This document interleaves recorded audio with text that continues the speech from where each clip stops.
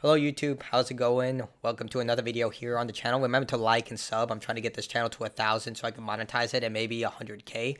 So Lord of the Rings Gollum, one of the most infamous games to come out this year, this generation, and in gaming. It's also one of the worst Lord of the Rings related projects to ever come out. I think it's even worse than Galadriel from the Amazon show series, because at least that's getting a season 2 and there are some people who actually do like it. I don't. I saw one episode and I was like, she's gonna swim across the ocean. Okay. Either way, yeah, this game is not seen in positive eyes by a large amount of people, like 4%, 39% here on Open Critic. On Steam, mostly negative with 269 nice reviews. And here we can have 35 and 1.5. It's basically overthrown Redfall as one of the most infamous games to come out. I reviewed the game and I literally could not finish the game because the Xbox version is so buggy that the final 2 chapters are next to unplayable due to a loading bug. I saw that Curvit, he's a 1 million sub channel, was able to complete the game on Xbox, but he literally came on record to state it took him like hours in order to just load up the game. So yeah, I couldn't even complete the game on Xbox. But either way, there is a fan. Here it is, Rat Labs trademark.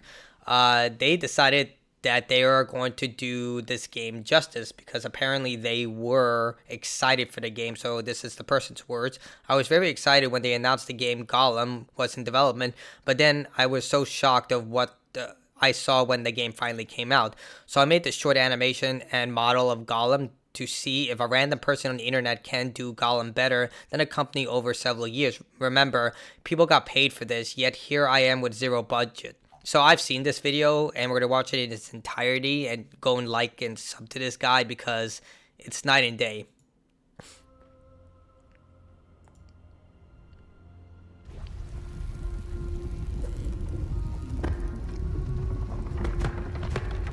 I want to stop there because that is actually a paid emote. You have to pay to get that. Take that for what it is.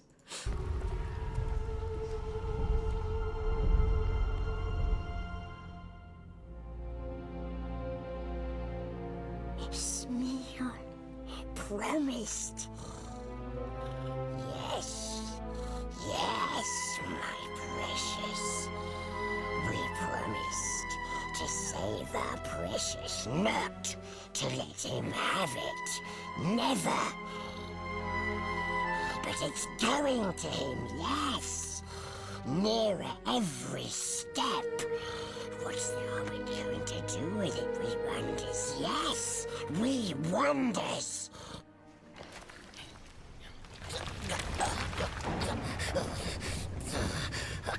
Gollum, Gollum.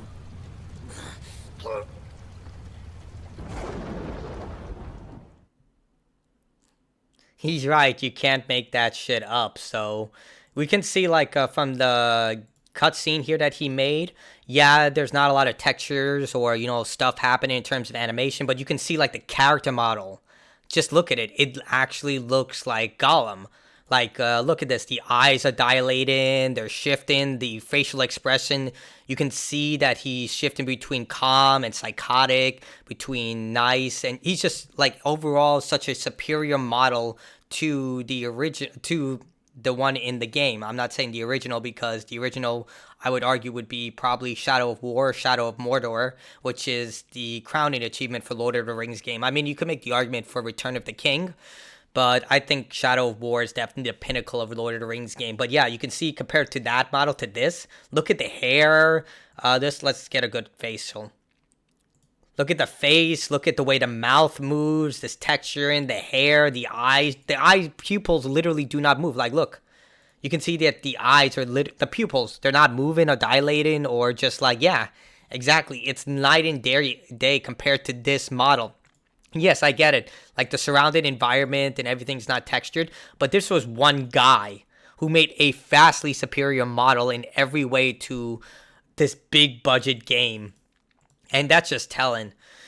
This is just sad. Look, I get that creating personal animation projects and modding and everything is way different than going into the professional world when it comes to game development. It's night and day. Like when you talk to modders and actual game developers, not saying that modders aren't actual game developers.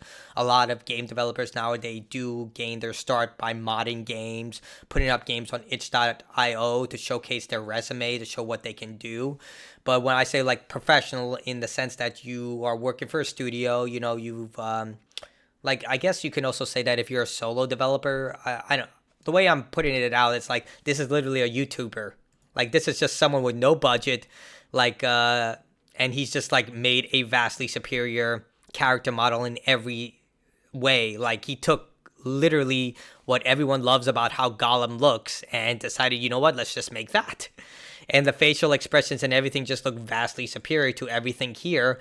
But when a studio can't even get the character model right and a single person can do this, it's just telling. Like, it's just like, maybe they just hire this guy to do the entire game and have him like make a, I don't know, 2 to 3 hour narrative driven game, like a Telltale series, and, you know, call it a day, sell it for $10 instead of a $70, or if you got it on PC, $60 piece of garbage, which I paid for, and Microsoft refused to refund me because, you know, they're Microsoft and they said I pre-ordered the game, so thereby I am not entitled to a refund despite the game being broken and you can't finish the game.